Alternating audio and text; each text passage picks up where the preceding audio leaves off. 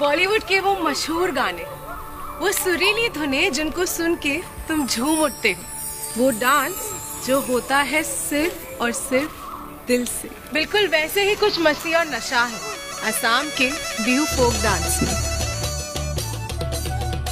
जहाँ बारिश की पहली बूंदें बरसने पर सब में खुशी की लहर सी दौड़ जाती है, जो सबको एक सुर और एक ताल में बांधती है। यही प्यारी धुन और ढोल की गूंजती था और उस पे बेधड़क उछलते ये कदम कर रहे हैं खुले दिल और बाहों से स्वागत तुम्हारा, हमारा और इस फिल्म फेयर की ब्लैक लेडी का।